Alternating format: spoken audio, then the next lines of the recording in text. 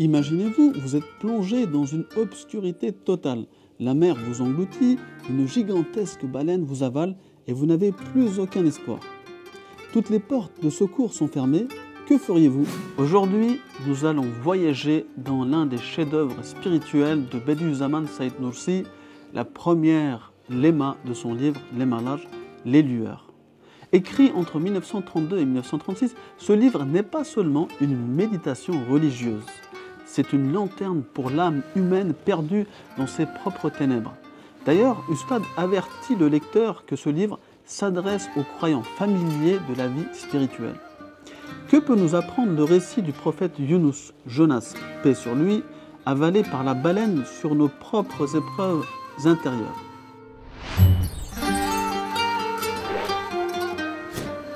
Bediüzzaman commence par rappeler que les récits du Coran ne sont pas des contes ou des fables transmettant une morale. Ce sont des réalités historiques qui nous offrent des leçons intemporelles. Dans la première léma, il attire notre attention non pas sur les détails de l'histoire de Yunus, mais sur le message spirituel qui nous concerne directement. Le Coran dit « Et il appela dans les ténèbres, il n'y a de divinité que toi, gloire à toi, j'étais vraiment du nombre des injustes. » Bediüzzaman explique que ce n'est pas une simple dua, une simple supplication, mais une munajat, une imploration faite dans un état où toutes les causes ont disparu quand il n'y a plus d'autre recours qu'Allah. Il décrit magnifiquement cette scène, car à ce moment, il lui fallait un sauveur dont l'autorité s'exerça sur le poisson, sur la mer, sur la nuit et sur le ciel tout entier. C'est alors que l'unicité de Dieu se dévoila, soumettant la nuit, la mer et le poisson, et Yunus fut ainsi sauvé. Mais Bediüzzaman va plus loin. Il ne s'agit pas seulement de l'histoire d'un prophète.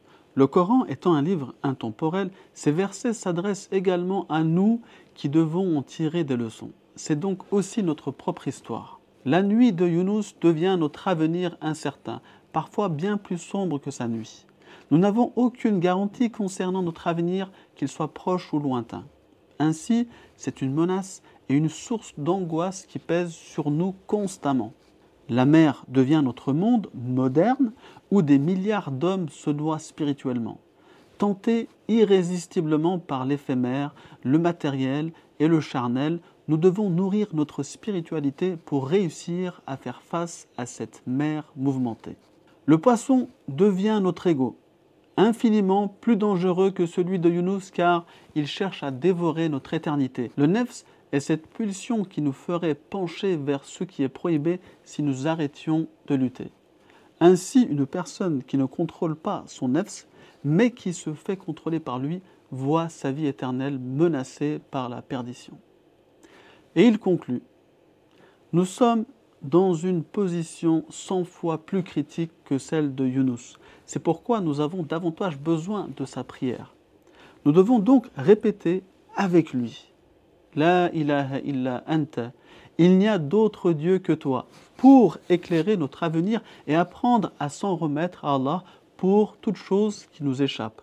Subhanaka, gloire à toi, pour purifier notre monde de nos fautes. Inni kuntu minaz zalimin, certes, j'ai été au nombre des injustes pour reconnaître que nos malheurs viennent de nous-mêmes. Ce qui pourra nous inciter à s'améliorer continuellement.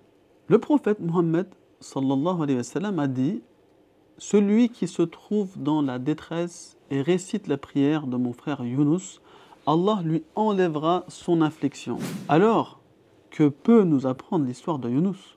Elle nous enseigne que lorsque toutes les causes s'éteignent, il reste toujours la lumière de l'unicité divine et que notre salut, comme celui de Yunus, se trouve dans une seule direction, reconnaître notre impuissance, glorifier Allah et nous tourner uniquement vers lui. Bediüzzaman résume magnifiquement « L'homme doté de sentiments infinis ne peut trouver paix et satisfaction qu'en se tournant vers celui qui est infini, le maître de l'univers. » Et bien plus que Yunus alayhi salam, nous avons tous besoin chaque jour de répéter « Il n'y a de divinité que toi, gloire à toi, j'étais vraiment du nombre des injustes. » Cette histoire n'est pas un récit ancien, c'est notre vie aujourd'hui. Chaque épreuve est une nuit, chaque difficulté un océan, et chaque faiblesse un poisson qui tente de nous engloutir. Mais souvenez-vous, la prière de Younous est aussi la vôtre. Donc si vous vous sentez démuni par exemple face à un examen, concours ou autre épreuve qui vous impressionne, pensez à réciter cette invocation, ça ne pourra que vous aider. Si cette réflexion vous a touché, prenez un instant, là maintenant, pour réciter cette prière et partagez cette vidéo pour que d'autres trouvent cette lumière dans leurs ténèbres.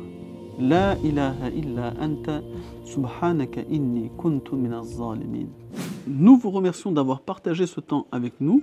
Nous allons nous retrouver une prochaine fois avec le deuxième bima.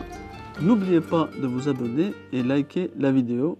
Assalamu alaikum wa rahmatullahi wa barakatuh.